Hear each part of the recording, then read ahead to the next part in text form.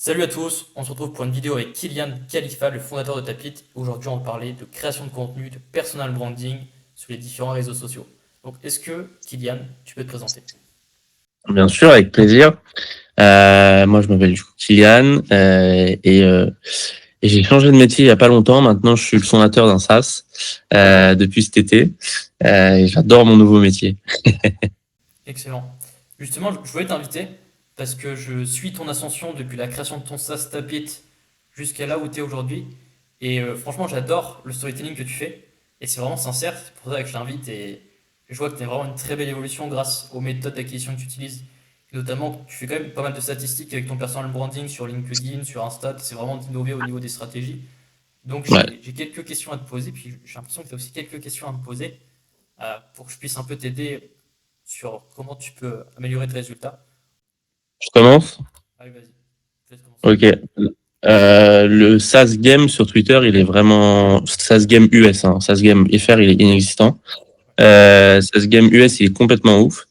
Et là, j'ai envie de me lancer enfin, j'ai envie de faire du contenu en US sur Twitter. Ce serait quoi, toi, tes prérequis, ce que tu conseillerais? Tu vois, moi, je veux garder ma communication en français, je veux créer un autre compte, le créer de from scratch. Donc, si tu as des hacks ou quoi pour aller un peu plus vite, ce serait avec plaisir. Ok, des hacks pour aller plus vite sur le marché US sur Twitter. Donc c'est vraiment une question très très spécifique. Pour ceux qui ne savent pas, j'ai longtemps travaillé sur Twitter. Mon agence de ghostwriting était spécialisée de Twitter à la base. Du coup, j'ai accompagné plus de 30, 50 entrepreneurs environ sur Twitter majoritairement. Et donc, d'ailleurs, déjà, c'est bien de faire la distinction entre le marché US et le marché français, parce que le marché français est complètement différent. Là, si on parle vraiment que de Twitter, parce qu'en soi, chaque réseau social fonctionne différemment au niveau de la création de contenu. C'est pas les mêmes algos, c'est pas les mêmes audiences, c'est pas les mêmes communautés, c'est pas la même façon d'interagir. Très simple, on prend LinkedIn, on prend Twitter, c'est deux univers complètement opposés. Je vais répondre à ta question spécialisée sur Twitter. Ce que je peux dire va sûrement s'adapter aussi pour les autres, parce que les fondamentaux de la création de contenu restent les mêmes, in fine. Il faut quand même rester conscience que c'est deux audiences différentes. Donc pour commencer, au niveau du SaaS Game, ouais, il est vraiment inexistant sur Twitter. Soit pour faire un point rapidement sur le marché de Twitter français, c'est vraiment compliqué. En fait, j'ai l'impression qu'il n'est pas en croissance. Et quand je parle à tous les autres créateurs, j'ai l'impression ils n'ont pas de croissance non plus, quoi. Il n'y a pas beaucoup de créateurs qui émergent. Les gros créateurs, ils sont en train d'arrêter parce que manque de reach, manque d'opportunités. Ils ont l'impression de perdre du temps. Donc franchement, c'est un très bon point que tu vas aux US. Et j'ai envie de te dire, sur Twitter, le compte français. Après moi, j'ai pas de problème à reach en FR. Ça va, genre, tu vois, quand je réadapte mes trucs, ce que je fais sur LinkedIn sur le FR, ça va, tu vois, je m'en sors plutôt bien. Mais là, c'était surtout pour les US, quoi. Surtout pas aux US. C'est une bonne chose que tu fasses des stats. En soi, les stats sur Twitter, tu peux vraiment en faire. C'est juste que c'est plus compliqué qu'avant. Mais sinon, c'est toujours existant. Donc, pour en revenir au marché US, comment faire? Moi, j'ai envie de te dire, approche personal branding. C'est ce que tu avais en tête, j'imagine. Bien sûr, Ouais. évidemment. En soi, c'est pas les mêmes. En soi, c'est les mêmes manières de reach. Tu pourrais croire que c'est un game complètement différent, mais c'est la même manière de faire. Il faut juste commencer et tu verras que ça va prendre tout seul naturellement. Je dirais que le plus important, c'est de te faire des potes. Quand tu commences un réseau, c'est fais-toi des potes. Parce que les fondateurs de ça sur Twitter, il y en a plusieurs. Des mecs qui ont des comptes, il y en a plusieurs. Des entrepreneurs sur le Twitter US, il y en a plein. J'ai envie de te dire, fais-toi des potes, interagis. Si t'as pas forcément le temps, tu mets une assistante, peu importe, qui va s'occuper d'interagir, de construire la relation avec les gens en DM. Parce qu'en soi, pour passer de 0 à 10, le meilleur levier, c'est le network. C'est que les gens vont te propulser, te mettre en avant, te faire des retweets, te mettre des commentaires. Et j'ai l'impression que c'est un peu le meilleur hack que je peux te donner, c'est bâtir ton réseau sur le marché US, surtout que tu es en train de découvrir. Et j'ai l'impression que quand tu as lancé ta pile, tu vois bien que ton réseau français t'a beaucoup aidé, ça a été assez vite, quoi. Ouais, c'est sûr. Bah, j'avais déjà un petit réseau, tu vois. Exactement. Donc, forcément, ça a aidé. Ouais. Ok, d'accord. Donc, interagir sous les tweets de tout le monde, liker, commenter, envoyer des DM, c'est ce que tu conseilles le plus. Pas forcément tout le monde, mais plutôt des gens avec qui tu devrais collaborer plus tard. Cet entrepreneur il est dans une bonne niche, ce qu'il fait c'est intéressant, je pense qu'il peut y avoir des feats, des collaborations potentielles. Dans ce cas, au lieu de DM 50 entrepreneurs random tous les jours, c'est de te focaliser seulement sur quelques-uns qui sont quand même atteignables, qui n'ont pas 300 000 abonnés non plus, mais qui ont, je sais pas, entre 5, 10 000, voire 20 000, 30 000, qui ne sont pas des trop gros non plus. Comme ça, tu vas vraiment bâtir la relation, tu leur expliques ce que tu fais, peut-être qu'ils auront des tips à te donner, même des recommandations, quoi que ce soit. Donc, je pense, pour moi, c'est vraiment le meilleur conseil que je peux te donner. Ok, ok, stylé. Ça marche. Et justement, je continue à suivre un peu ton aventure. Et toi, de ton côté, quel est ton One Piece avec ta pite? J'ai pas la rêve de One Piece, je regarde pas de manga. Ok. Ce serait, où est-ce que tu veux aller? C'est quoi ta destination?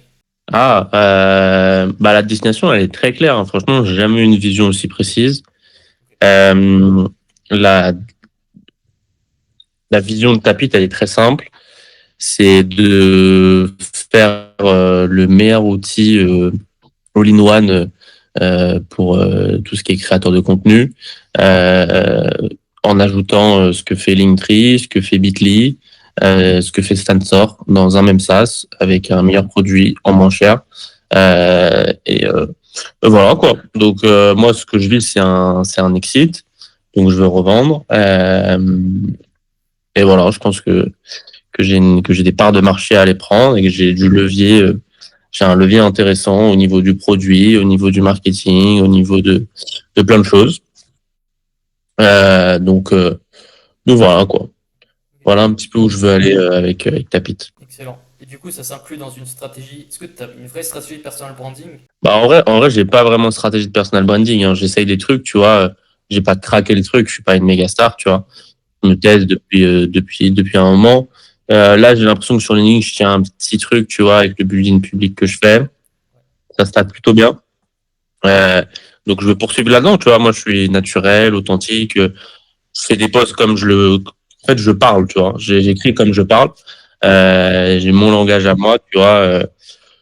J'ai l'impression que ça plaît plutôt bien. Donc, on va essayer de raconter. En plus, c'est cool parce que je manque pas du tout d'idées de contenu. Là, il se passe tellement de choses que j'ai même beaucoup trop d'idées, tu vois. Là, j'ai un mois d'avance, tu vois. Donc, ouais, il se passe des trucs tous les jours. Donc, le but, c'est à chaque fois, c'est d'aller chercher des victoires, de faire en sorte qu'il y ait du mouvement pour pouvoir avoir des idées de contenu qui vont faire en sorte qu'il y ait du mouvement, etc. Et de faire avancer le bateau de cette façon-là. Excellent. Pourquoi je te pose la question?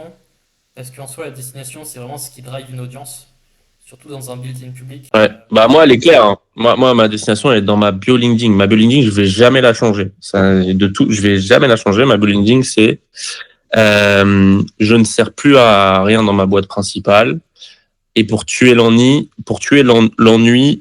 j'ai lancé un SaaS et je documente tout ici jusqu'à l'exit. Ça, c'est le Et je but. changerai ma bio quand j'aurai des articles de presse pour dire que Tapit aura été revendu X dizaines de millions, centaines de millions. Si je peux te donner un conseil pour la stratégie de personal branding, ce serait de différencier le start et la destination. Parce que personal branding, c'est beaucoup de storytelling. En soi, la destination, c'est vraiment le point final là où tu as envie d'aller. Et le start, Point final, c'est l'exit. c'est l'exit, exactement. Parce qu'en soi, quand je posais la question, tu m'as dit c'est qu'on soit un tool tout en un pour les créateurs de contenu. Ouais, ouais, je pensais que tu parlais d'une vision produit, mais la finalité, c'est l'exit. Et moi, j'aurais envie de te dire, dans ta création de contenu, essaie vraiment de pousser l'exit au max, parce que c'est vraiment ce qui va driver ton audience pour voir si est-ce que Kylian va y arriver. Ouais, alors pour l'instant, je pousse beaucoup le produit, tu vois. Parce que je suis là pour l'instant, en fait, l'exit, on en a rien à cirer, tu vois. Euh, genre pour l'instant, je pousse que le produit, parce que moi, tu vois, je veux vendre le produit, j'essaye de faire au moins possible des posts storytelling, etc. Tu vois, je veux vraiment focus produit, tu vois. Et après, quand le produit, il aura start, au début, il a besoin de moi, j'ai besoin de mettre du jus sur le produit, tu vois. Et une fois que le produit il aura démarré et que il grossira vraiment beaucoup sans moi, tu vois, tout seul, bah là, je pourrais faire des posts plus en personal brand, etc. et plus pour gonfler mon ego, quoi. Bah, tu pourrais voir que c'est pour gonfler ton ego. En soi, les différents clients qu'on a accompagnés en personal branding, ce qui vend, c'est vraiment l'humain derrière. Les gens achètent le produit, pas forcément pour le produit, mais beaucoup plus parce que c'est la personne qui est derrière. Moi, je veux qu'on m'oublie. Je veux pas qu'on sache que c'est pas moi derrière ta bite, tu vois. Moi, là, je le fais parce que, en fait, si ton produit est relié à ta personal brand, Ouais. bah, ça n'a aucune valeur, en fait. Euh, donc moi, je veux pas du tout ça, en fait. Tu vois, moi, je veux être oublié. Là, je le fais parce que bah, j'ai pas le choix. Mais dès que je peux, je me calme. Tu vois, Et c'est pour ça que, d'ailleurs, c'est pas moi qui fais de la création de contenu sur les comptes de Tapit. Donc, tu vas sur le compte Insta de Tapit, c'est pas moi. Là, je le pousse parce que bah, c'est mon premier levier, tu vois, ma personal brand. Mais mais ma personal brand, elle est pas, j'ai pas du tout envie que Tapit soit relié à Kylian Khalifa, absolument pas. C'est pas du tout l'objectif. Ok. Non, c'est vraiment une bonne chose à savoir. Prenons en compte l'exit potentiel Bah, de. en fait, c'est simple, c'est simple. Si ton produit il est relié à toi, t'as aucune valeur financière. C'est très simple. Genre Mindeo de Yomi, c'est invendable, tu vois. Alors ça fait vachement de cash, mais c'est pas revendable parce que demain il y a plus Yomi, il y a plus de. La seule personne qui a réussi à faire un exit, et franchement je sais pas comment il s'est démerdé, c'est Théophile Hélier qui a réussi à faire un exit sur sa boîte de formation. Et c'est pour ça que tu n'as jamais vu un business d'infopreneur se revendre. La marque doit exister par elle-même. La marque en elle-même doit être un personal branding, tu vois. Donc moi, je veux carrément être oublié. Et c'est déjà un peu le cas. Hein. La plupart de mes users, ils savent pas que c'est moi derrière. Euh, donc, euh, donc ouais, je suis vachement content.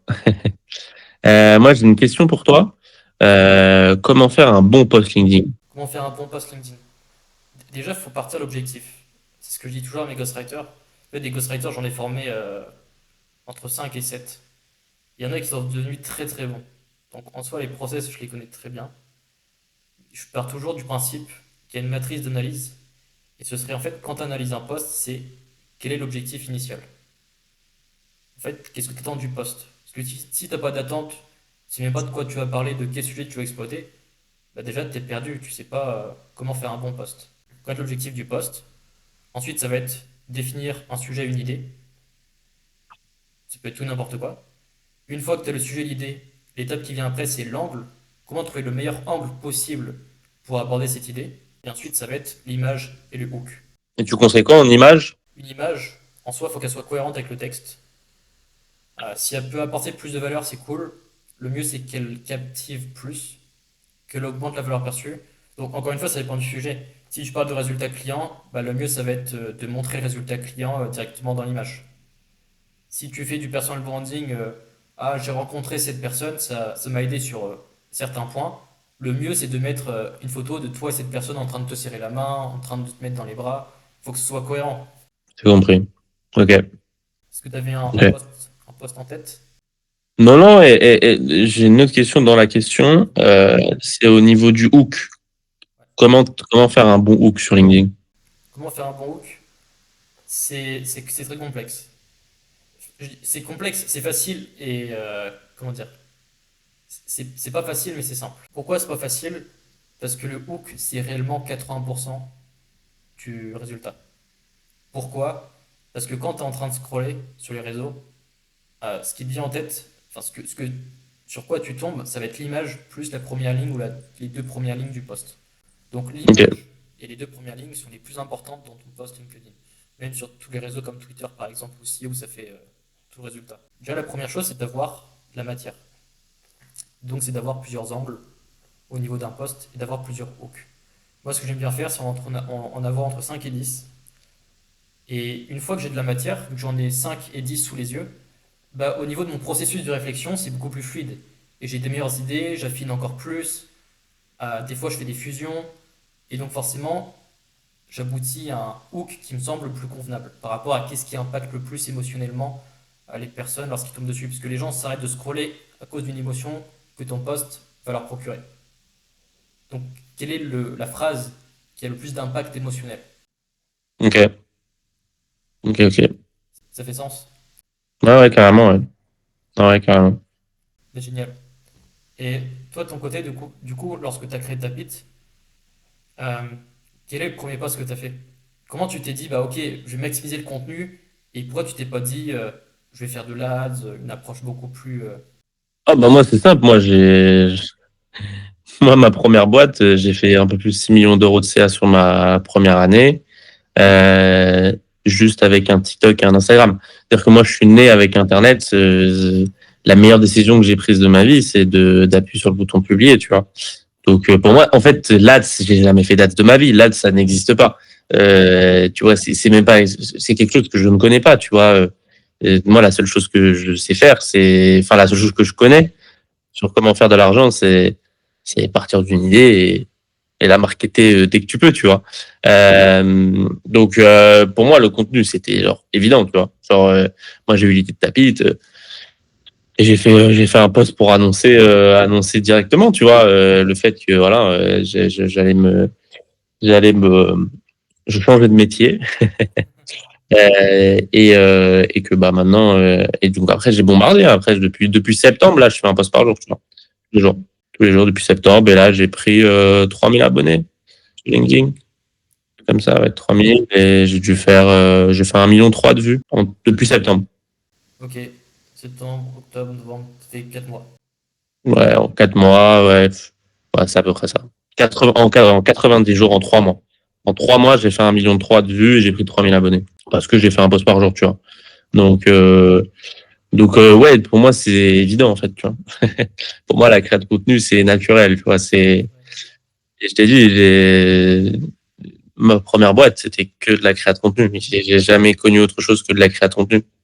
J'aurais une question après sur la partie LinkedIn, mais ouais, franchement, c'est une bonne chose. Et il y a plein de personnes qui procrastinent le fait de se lancer sur le réseau. Si on a peur du regard des autres, ils savent pas de quoi ils vont parler. Ils ont peut-être des réticences sur qu'est-ce que les autres vont penser d'eux. Et moi, j'aurais le même message que Kylian depuis que je commence à publier. Bah, déjà, j'ai eu plein de clients. J'ai été un freelance qui a créé son propre canal d'acquisition à l'époque, il y a 3 ans. Donc, je dépendais plus du tout de Malte, de 5euros.com ou ce genre de plateforme. En fait, j'ai créé un vrai canal d'acquisition qui me sert encore 3 ans plus tard. Bah, c'est sûr, hein, ta meilleure. Après, c'est génial les réseaux. Après, faut toujours partir du principe que tu peux te faire ban à tout moment, etc.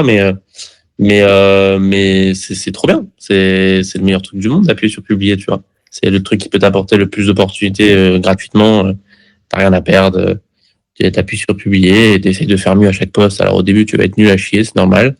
Et après, au bout du 10e poste, tu vas être un petit peu mieux. Et après, t'arrives à avoir. Et après, tu travailles ta patte même. J'aime bien écrire, tu vois. C'est quelque chose c'est une activité que j'aime bien. Ouais. J'aime bien écrire, mais j'aime pas forcément tourner des vidéos et tout. Bon, je me force. Mais écrire, j'aime bien. Ouais, c'est pareil. Je sais pas pour toi, mais moi j'ai vraiment une facilité sur le fait d'écrire plutôt que la vidéo, l'oral, l'éloquence. Moi, après, moi, c'est pas une question de facilité. C'est que lire un texte dans une vidéo pendant 2 heures, ça me gonfle. Après, tu vas voir ma chaîne YouTube, je suis pas mauvais, tu vois. Tu vas voir mes vidéos et tout, je suis pas mauvais, mais c'est pas quelque chose que j'aime, tu vois. C'est quelque chose que j'aime pas trop, tu vois. Après, je le fais parce qu'il faut le faire, tu vois. Comme ça, Bien sûr. c'est le jeu, mais je préfère écrire, ouais. Écrire, je peux vraiment exprimer ce que je ressens. Qu'est-ce que tu penses des pods? Ah, des pods. Ah, franchement, c'est un bon Ouais, sujet. Parce que les pods, il y en a sur Twitter, il y en a sur LinkedIn. ouais, J'ai longtemps utilisé les pods, surtout sur Twitter. Je sais pas si toi t'en utilises sur Twitter. ouais, un petit peu, ouais. Ok. En soi, Twitter, j'ai l'impression que en utiliser c'est toujours bénéfique. Ça pénalise pas. J'ai pas l'impression qu'il y a du shadow ban ou quoi que ce soit sur Twitter. En revanche, sur LinkedIn, j'ai l'impression qu'il y a quand même un léger shadow ban sur les pods. Même s'il y a des techniques du type, en fait, quand tu vas rejoindre des pods, des POD, des groupes d'engagement, les gens vont te dire, ah, il faut supprimer l'UTM dans ton URL quand tu partages un post.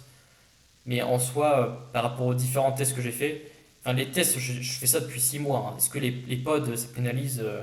C'est compliqué. Est-ce que t'as pas la réponse du jour au lendemain? Donc, ça fait vraiment 6 mois que je suis avec mes équipes. Ok, là on a des clients, est-ce qu'on utilise des pods, est-ce qu'on n'utilise pas? Bah, et là récemment, on a fait péter un client sans utiliser de pod. Du coup, on va pas en intégrer sur lui et ça se passe très bien actuellement. J'ai l'impression que quand tu utilises un pod et que ton post, imaginons, ne marche pas, ta baseline est faible. En fait, tu vas faire 5 likes, 10 likes. Mais que quand tu as un post qui marche, en fait, tu vas monter à 70, 80 likes, très naturellement. Alors que Ouais, quand tu es un pod, mes impressions, c'est que tu as une moyenne qui est beaucoup plus stable. Quand ça monte un peu. Quand ça baisse un peu, mais c'est plutôt linéaire. Et il n'y a pas forcément de croissance plus que ça. Moi, je te donnerais un conseil, même si vous utilisez des pods aujourd'hui, je vous dirais, bah, faites une pause pendant 3 mois, n'utilisez plus de pods, parce qu'une semaine, un mois, pour moi, c'est trop faible, tant que l'algo se remette à jour avec votre profil ou quoi que ce soit. Donc, n'utilisez plus de pods pendant 3 mois, voyez les différences, et le plus important, c'est d'en tirer des leçons, de prendre des notes. Parce que c'est bien de faire des tests, d'essayer des choses, mais si derrière vous ne traquez pas de résultats, bah en fait, vous ne savez pas où vous en êtes Ouais, et vous ne tirez pas de leçons. non, je suis d'accord. Je suis d'accord, je suis d'accord. Après, je pense que quand tu commences un compte from scratch, les potes, ça aide toujours, tu vois. Ouais, carrément. Après, bon, en fait, tu vois, le problème, moi, tu vois, sur les posts de Twitter, c'est que 90% des posts qu'on envoie, j'ai pas envie de commander, quoi. Tu vois, c'est des trucs, tu vois, j'ai pas trop envie de lâcher de com là-dessous, quoi, tu vois. Ouais, Donc après, t'as des problèmes d'image. tu vois, donc j'aimerais bien faire des pods qui sont quali, tu vois, qui avec des créateurs que j'aime bien, etc., tu vois. Là, ça me plairait. Ouais, la majorité des pods, en vrai, en tout cas, quand tu commences un compte from scratch, ça aide quand même. Tu vois. Je trouve que c'est, je trouve que ça aide. Maintenant, le problème, tu vois, c'est que moi, tu vois, typiquement, j'envoie plus mes posts dans les pods sur Twitter parce que les gens qui commentent, ils ont des audiences de merde. Ouais, En tout cas, moi, je suis dans des pods avec les gens, ils ont vraiment des audiences de merde. Et du coup, quand ils commentent, ils me ramènent de l'audience de merde, de l'audience que je veux pas, tu vois. Euh, donc, euh, c'est, au début, c'est bien. Tu vois, au début, c'est un bon coup de boost. Et après, je pense faut essayer ça. ouais, je suis entièrement d'accord. Ça dépend des réseaux. Encore une fois, Twitter, c'est un réseau un peu plus fermé. Bah, Twitter, il y a aucun reach naturel, hein. Il y en a deux des pods, donc dans les deux, tu as de tout en fait. C'est sur des pods LinkedIn. J'ai des accès à plusieurs pods, mais actuellement, je les utilise pas. Ok. Ils sont actifs. C'est les pods de qui? Alors là, je sais plus. Je Ok, crois qu'il y a des problèmes ça avec marche. les miens, hein. Parce qu'il y a un POD où j'ai dû ajouter 20 personnes. Ah ouais? Ouais, bah, vu que mon métier c'est la création de contenu, j'ai des élèves en coaching, j'ai des clients, des personnes qui me contactent pour des conseils, me demandent de l'aide, Ouais. donc ça va vite en fait.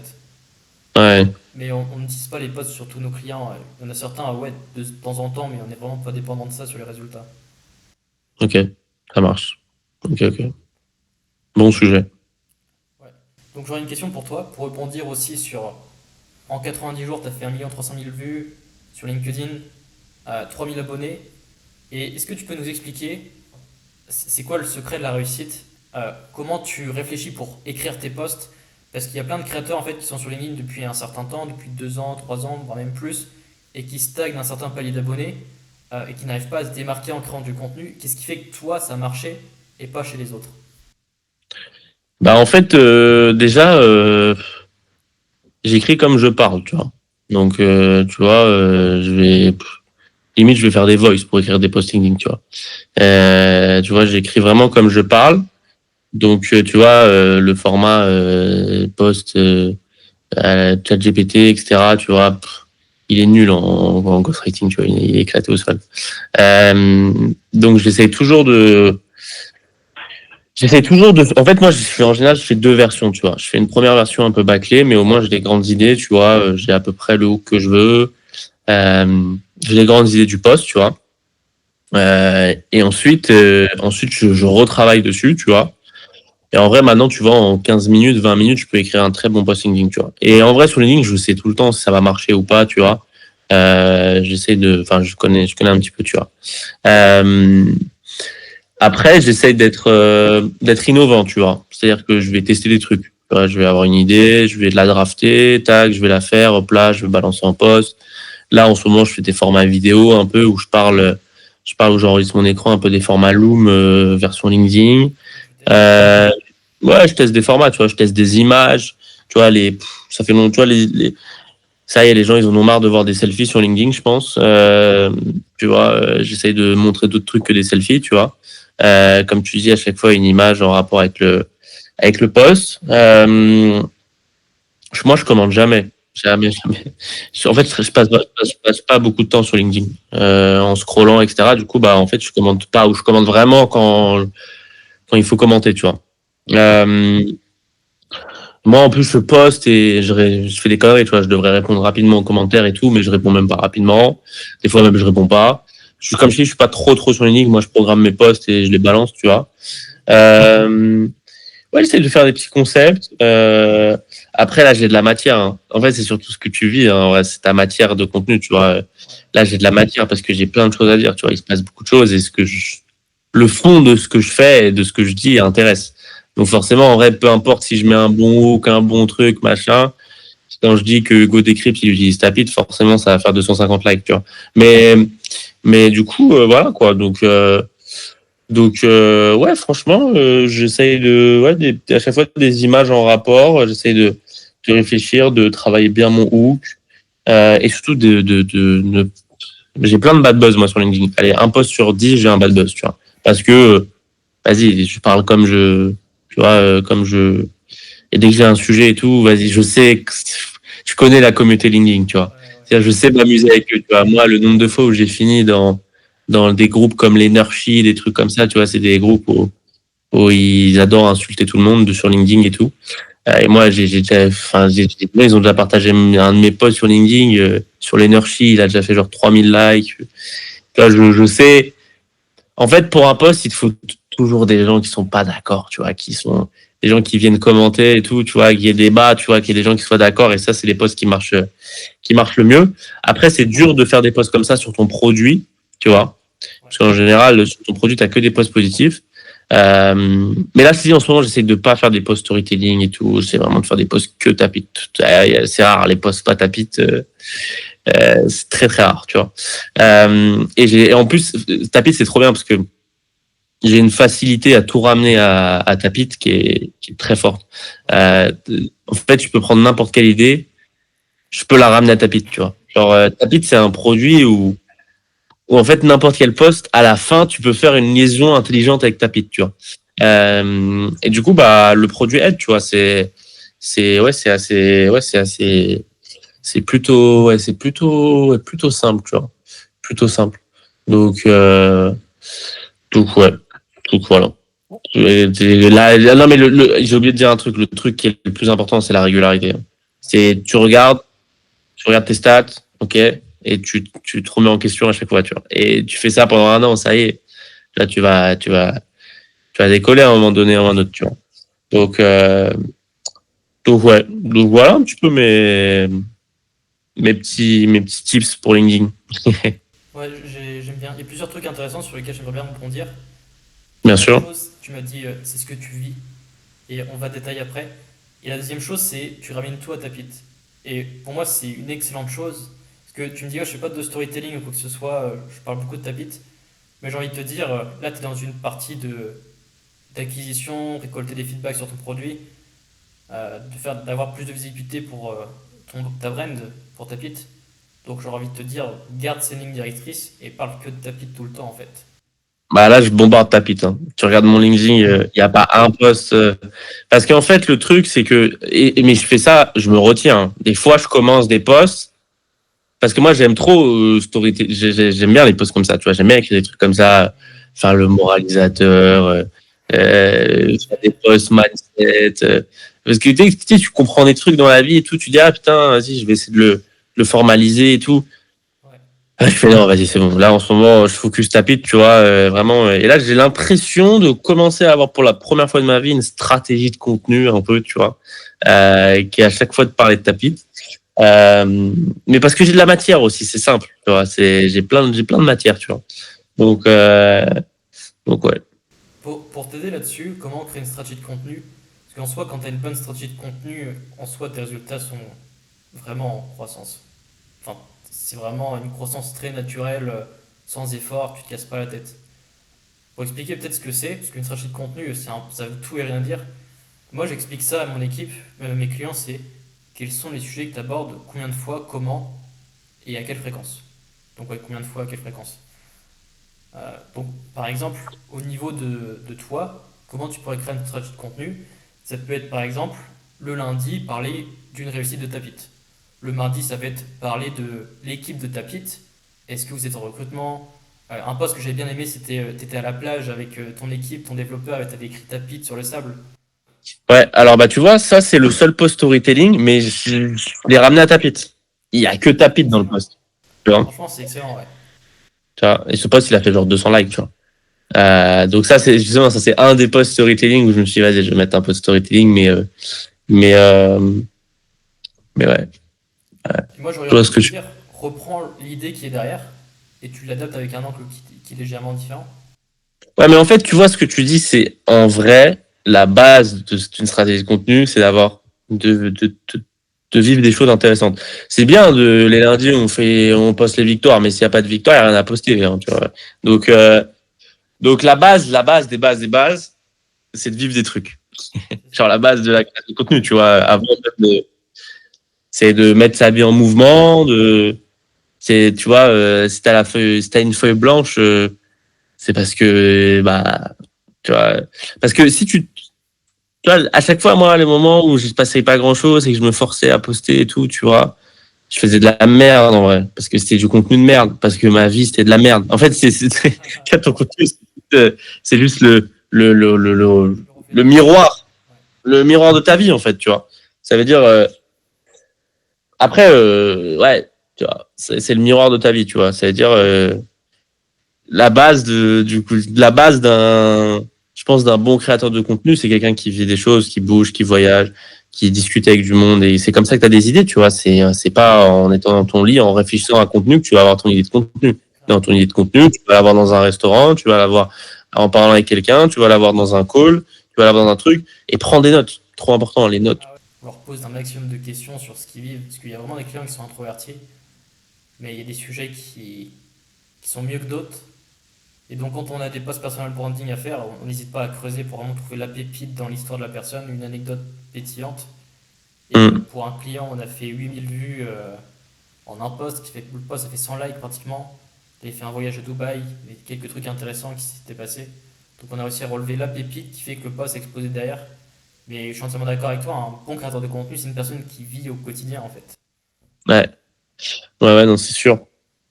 C'est sûr. Moi, tu vois, comme je te dis, les moments où c'était creux, où mon contenu c'était de la merde, c'est parce que comme je dis, ma vie c'était de la merde, tu vois. C'est comme ça, tu vois. C'est pas, tu peux pas.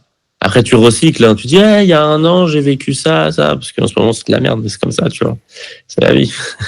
Ouais, c'est bien d'avoir conscience que la vie n'est pas folle à tous les moments. Des fois, il y a des Bah moments où tu oui, stagnes, où tu es plus dans une période où tu es chez toi, tu travailles, tu sors pas trop, tu t'es pas en train de tester des trucs, mais tu es plus focus travail. Donc, ouais, c'est normal. Il y a des périodes qui sont plus ou moins intenses que d'autres lorsque tu bah oui, crées du contenu. Enfin, voilà. bah oui. Il y a des, il y a des moments où, tu vois, t'es dans des momentum, il y a des moments où t'es en stagnation, tu vois, moi, tu vois, ça fait des années, là, j'attends ce moment-là, tu vois. Tu vois, moi, j'ai eu une première boîte, il y a eu un boom d'un coup, et après, bah, depuis ce boom, ça a stagné, puis ça a baissé, ça a baissé. En réalité, je suis en baisse depuis des années, tu vois. Je suis en baisse depuis des années. Et parce que j'ai eu vraiment un gros boom et que après, bah, c'était pas de ma volonté, hein, c'est le marché qui a changé, etc. Et je savais que ce moment-là que je vis, il allait arriver, tu vois. Sauf que ça fait 3 ans que je suis dans un moment où, bah, c'est quand ça arrive, tu vois, genre. Et là, je rentre dans une période de vie où j'ai un truc qui mord à la canne à pêche, tu vois. Et, et je connais les momentum de ma vie, tu vois, et ça va être sympa. Je sais à peu près à quoi ça va ressembler. Mais là, tu vois, je rentre dans une phase de momentum, tu vois, mais comme je dis, ça fait des années où, alors, tu vois, j'étais pas à plaindre, hein, j'étais pas du tout à plaindre, mais j'étais pas habitué à ça, quoi. J'étais habitué à bien plus. Euh, et donc, comme j'étais habitué à bien plus, bah, moi, mon référol de momentum de live, tu vois, euh, bah, il était bien plus haut, tu vois, et tu sais, ça fait 3 ans, c'est long, mine de rien, tu vois, 3 ans où tu dis, putain, c'est quand ça arrive, c'est quand il y a un truc qui répète, tu vois, t'essayes des trucs, ça marche pas trop, machin. Et donc là, bah, là, je rentre dans une période de momentum, mais je vais pas la louper, hein, ça, c'est sûr. Par contre, tu as l'air plutôt bien parti. Ah, mais je vais pas la louper, hein, ça, c'est, Exactement. Ouais, c'est ce qu'il faut. tu vois, Vraiment excellent. non, mais en fait, surtout, moi, tu vois, sur les 3 dernières années de ma vie, j'ai été 2 ans et demi en couple avec 2 filles différentes. Et moi, tu vois, je suis uni énergique. Enfin, je sais pas comment on dit, j'ai qu'une énergie. Tu vois, je la mets dans un. Les deux trucs qui me passionnent le plus dans la vie, c'est l'amour et le business. Ok. Parce que j'adore l'intensité, j'adore aimer et j'adore faire de l'argent. Mais par contre, je peux pas aimer et faire de l'argent. Enfin, ça, c'est pas. soit je suis focus dans mon couple et je fais en sorte que mon couple il soit ouf, tu vois, et qu'on vive plein de trucs et qu'on parte en vacances partout et que, tu vois, soit je suis focus dans mon business, tu vois. Et en réalité, sur les 3 dernières années de ma vie, j'étais très focus couple et développement personnel et j'ai vachement grandi, tu vois. J'ai pris 10 piges dans la gueule, tu vois. J'ai vécu 50 000 trucs. Je suis content. En tant que Kylian, en tant que personne, j'ai énormément évolué, tu vois. Euh, et ça, c'est grâce à mes relations amoureuses, tu vois. J'ai vécu des relations amoureuses qui étaient vraiment cool. Euh, et, euh, et ensuite, bah là, du coup, je me suis séparé de ma dernière relation amoureuse.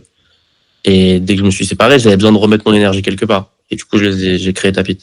Mais, Ok. mais voilà, tu vois, je suis comme ça, en fait, tu vois, j'ai qu'une seule énergie. Tu vois, je suis incapable de la split et de la mettre, tu vois, c'est soit je suis dans le business, tu vois, et je donne mon énergie tu vois, soit je la donne dans un couple. Mais, euh, mais ouais. Très bien. Bah écoute, je te remercie pour ce podcast. Est-ce que tu as une phrase pour la fin, une conclusion, un mot pour finir? Un mot pour finir. Ouais, je dirais que en réalité, il faut faire attention à ce qu'on voit sur les réseaux. Euh, Tout ça, là, tout le business, l'entrepreneuriat, etc., c'est un processus long qui prend du temps et que si vous faites 2 000 euros par mois, c'est déjà excellent. Même ces 1 000 premiers euros, c'est 5 000 euros, c'est 10 000 premiers euros, etc. Qu'il y a beaucoup de menteurs sur Internet, qu'il faut faire attention, tu vois, et que la comparaison est malsaine. Le truc trop important, c'est qu'il faut célébrer toutes les victoires de de ce que tu fais parce que en fait toutes tes victoires font partie comme je dis d'un long processus et si tu sais pas célébrer tu n'arriveras jamais à aller chercher celle d'après euh, donc tu vois moi quand j'ai eu les 50 premiers users sur Tapit j'étais le plus heureux du monde quand j'ai eu mon premier abonnement payant sur Tapit j'étais le plus heureux du monde et tous les jours on célèbre on célèbre on célèbre on célèbre et voilà tu vois et là c'est trop important de célébrer je te jure Ouais, parce que si tu, ouais, comme je dis, si tu sais pas célébrer, t'auras pas l'énergie, la motivation d'aller chercher la prochaine victoire, tu vois. Donc pas normaliser et toujours vivre dans. Waouh, c'est incroyable, tu vois. ouais, je suis Et totalement d'accord. ouais. Donc voilà, si je peux terminer. Parfait. Bah écoute, merci beaucoup, Kylian. Je suis très content de t'avoir reçu. Je pense qu'on a pu Avec aider beaucoup de plaisir. personnes sur la création de contenu et aussi d'apporter une perspective qui est différente de ce qu'on voit sur les réseaux. Au moins, vous avez vraiment les dessous de la création de contenu parce qu'il y a plein de personnes qui créent du contenu, qui réussissent, mais globalement, vous n'êtes jamais dans leur tête. Et j'espère que cette vidéo vous aura vraiment aidé. Nous, on n'attend rien en retour ou quoi que ce soit. Si vous aimez ce qu'on fait, bah, juste abonnez-vous. Allez voir le profil de Kylian, je mettrai ses liens en description.